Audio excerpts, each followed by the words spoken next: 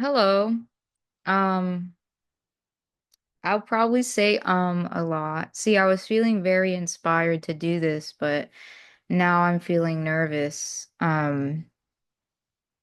because I don't have a script. I don't do scripts. I just let my brain kind of filter everything out. I think the best things are typically organic and raw and unfiltered. And so when I was walking Jasper, I knew exactly what I was going to do. But now that I'm here and I'm nervous, I don't even know. I mean, I think I know what I'm doing. I believe I was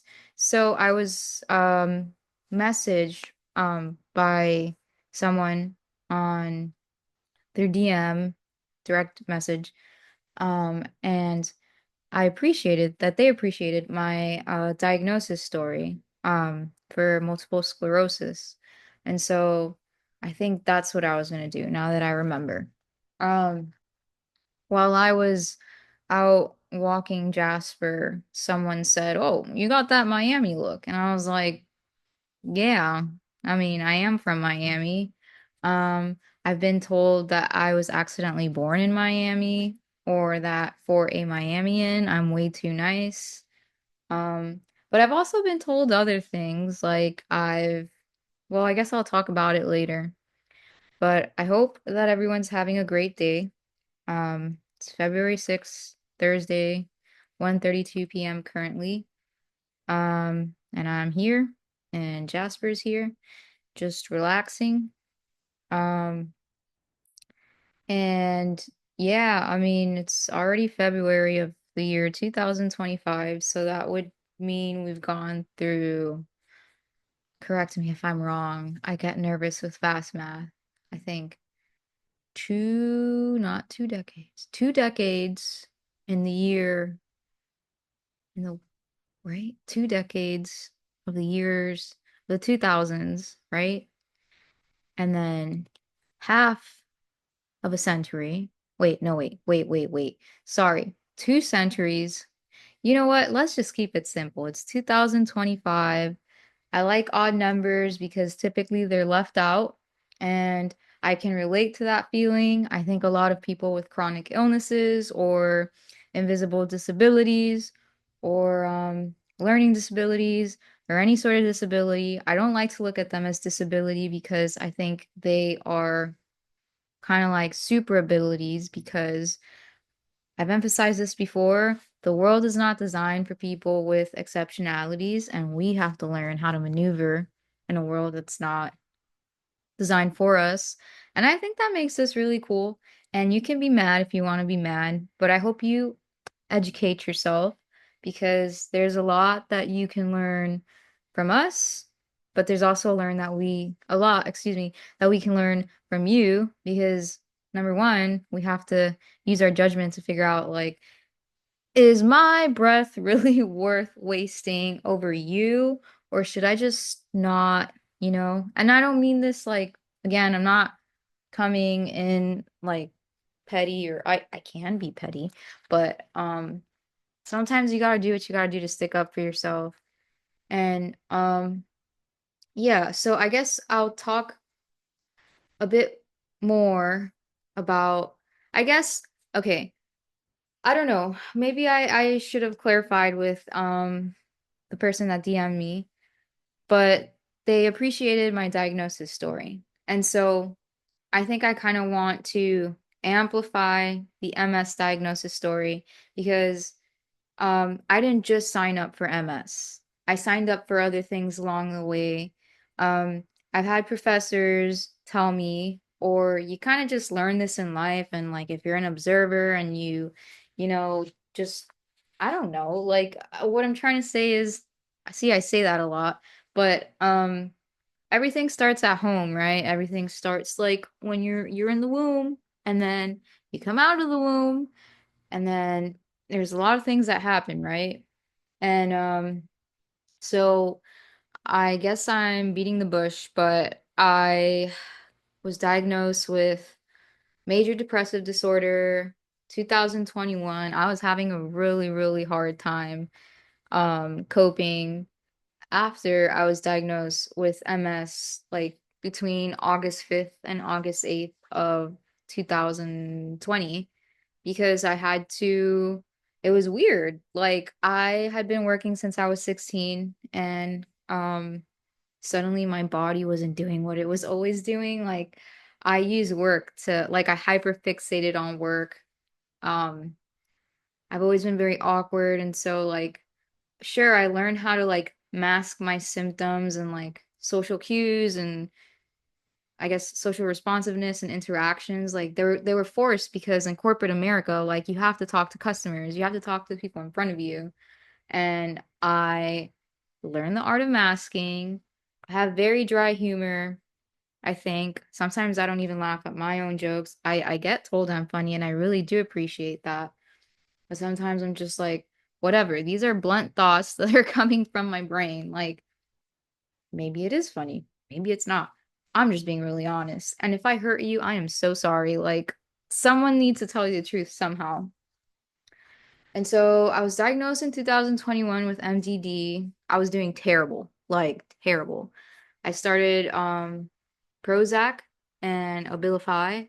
So Prozac is an antidepressant and then Abilify is an antipsychotic. And I think she has a YouTube channel. Her name is Dr. Tracy Marks. She's a psychologist somewhere. And I watched her stuff when I was diagnosed because I was like, whoa, why am I on an antipsychotic? Like, what in the world is going on? This is wild. Um, and um, yeah, that was kind of like a turning point for me. I was scared. I was like, am I psychotic? Like, I don't know. And so what I'm trying to say is they do that like in psychiatry. It's something about like the science of the way the meds work.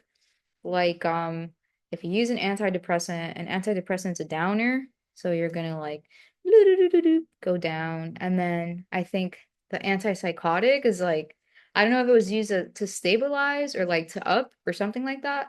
And so like they need to kind of meet each other in the middle.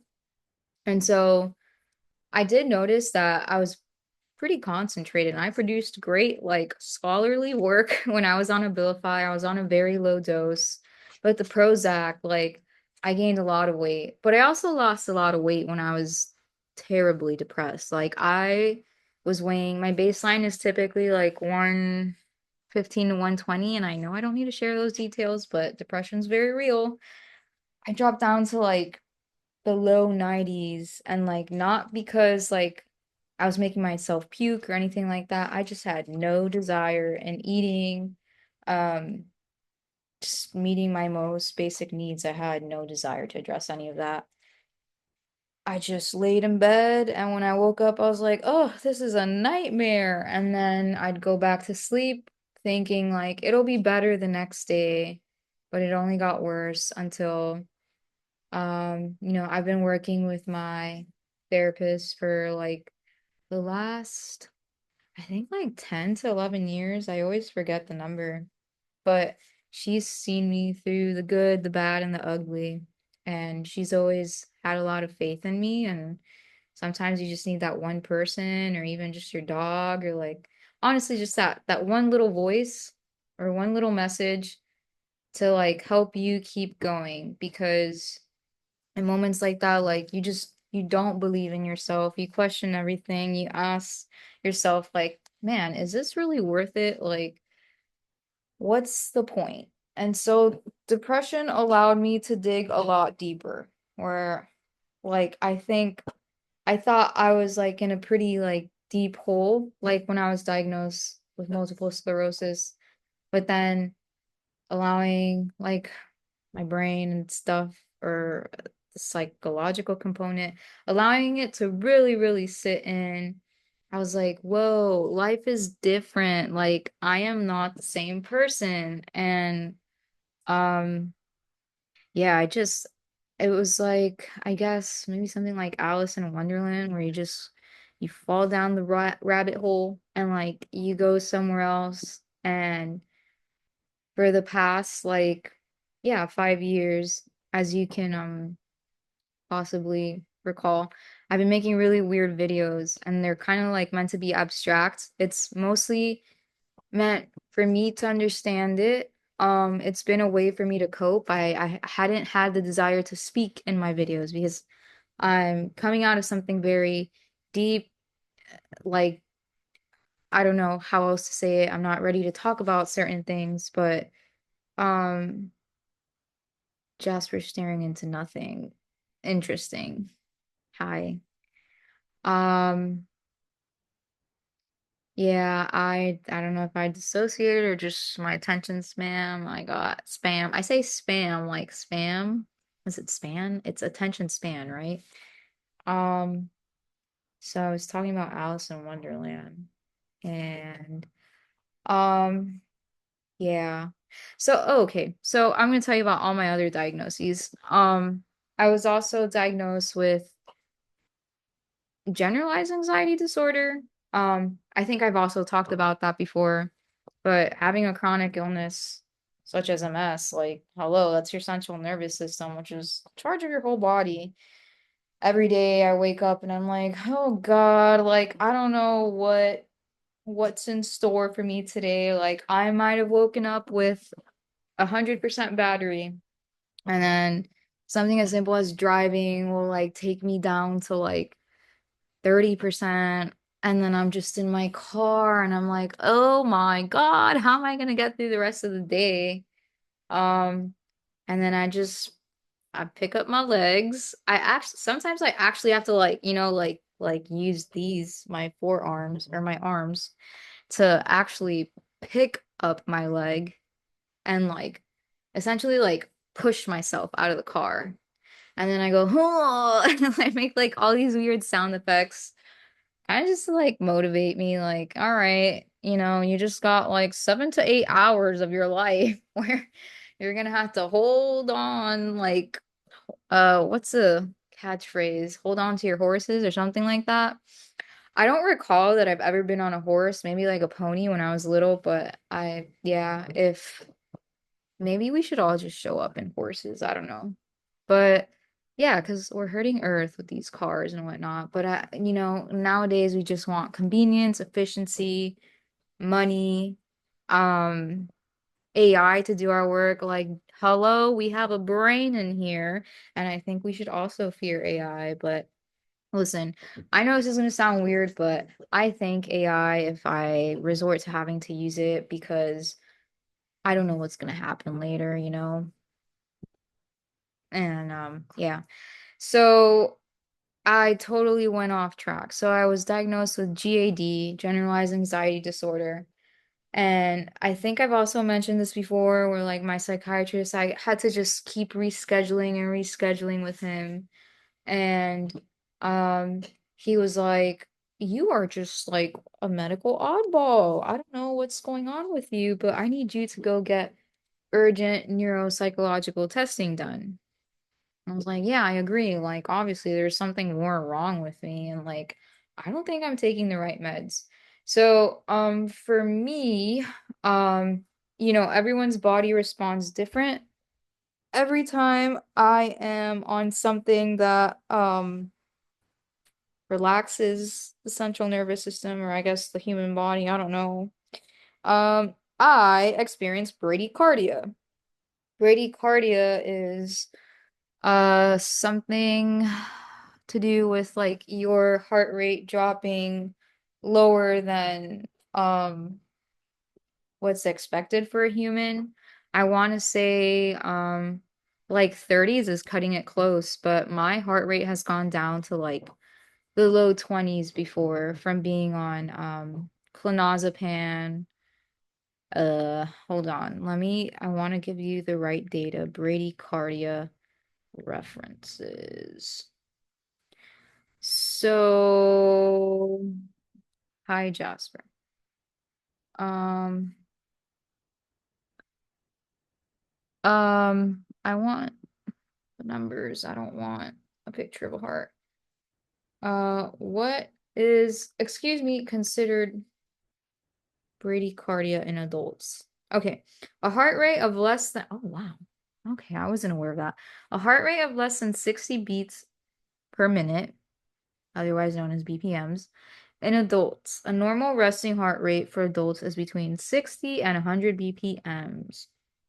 And yeah, I had this one night where I overdid it with like the calming things. I had clonazepam, I had magnesium glycinate. I hope I'm saying that right.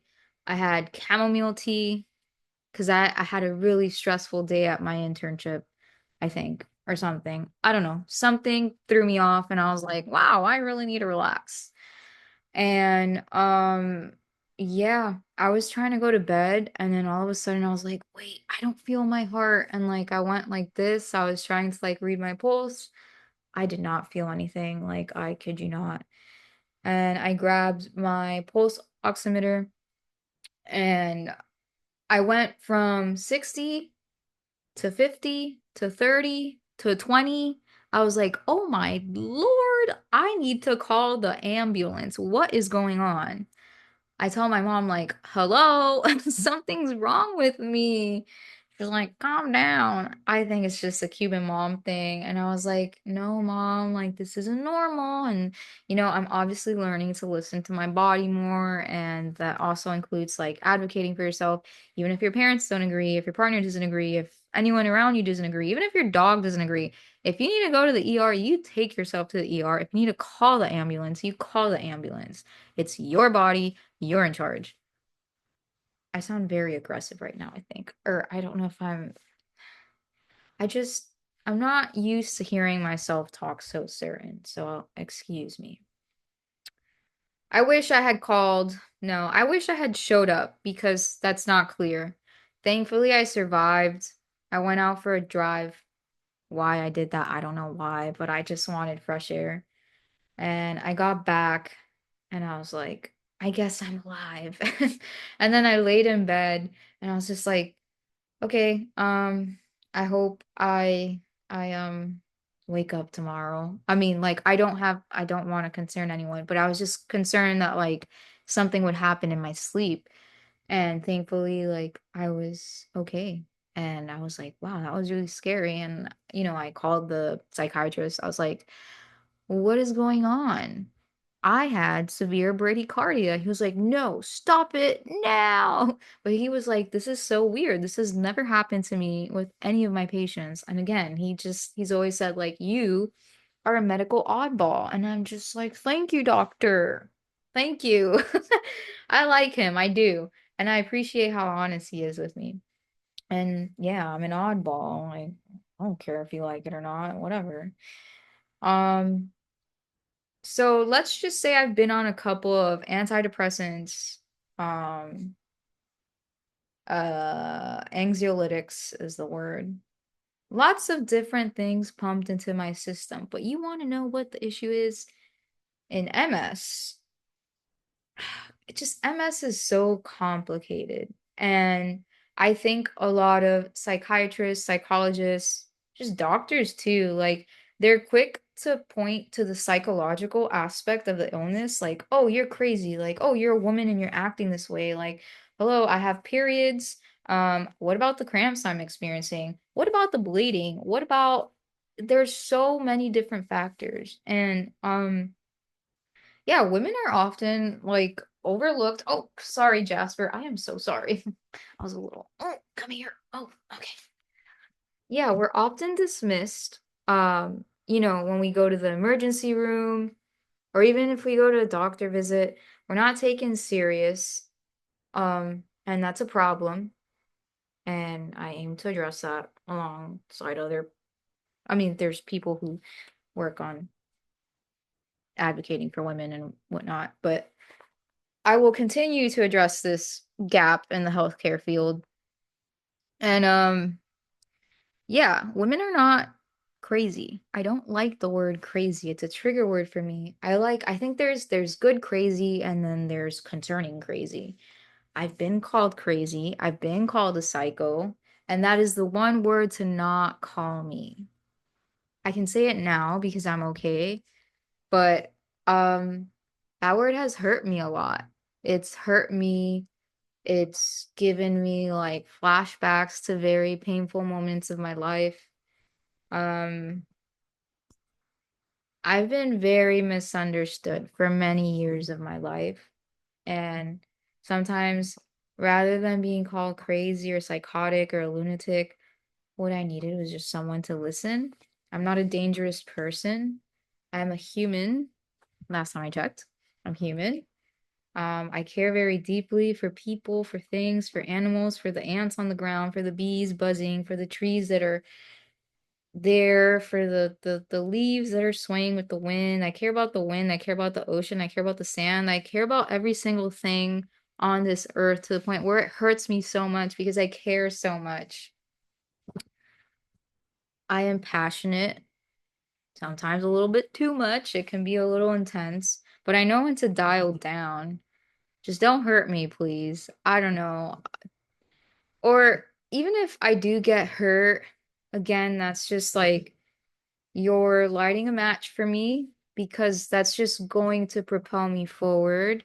That's going to allow me to advocate for women who are misunderstood, abused, for children who go through very unfortunate circumstances, for families who are in unfortunate circumstances, um, just for everyone on this earth who is struggling to be okay. It is okay to not be okay, but it is not okay to not have your basic human rights met. That is a huge issue. And I don't even know how I got to this point because I was just talking about like labels and diagnoses. And the reason diagnoses or diagnoses, right? And codes exist is because we need to get pathologized. I think that's a word, according to whether it's a DSM manual or some medical manuals and statistical manuals, because we're all a phenomenon, right? I think we're a phenomenon. I don't know. And we're all just looking to be understood and treated and pumped up with meds. But again, like our body, I think, operates another way. And so we need to figure out like, yes, meds can assist us, but there's a lot more to life than just pumping yourself, up with meds. There's such thing as human connection, faith, um, I guess like referring back to the whole social cultural identity markers, like I think it's important for you to, or for us to look at who we are because oftentimes when we are so depressed or so anxious or we get caught up in the details, the is it nitty gritty? I feel weird saying that. But when we get caught up in like those names and stuff, we forget who we are. And I lost a lot of pieces of myself when I was severely depressed. I thought I am nothing. Um, um, I just thought a lot of things that at the time I thought these things are so true. And I want to say the word is unequivocal, where something is so very not true. And I know I'm not nothing. I am something. I am a person. And um I don't know if this is helpful in any way to anyone out there who's someone's knocking on my door, I think.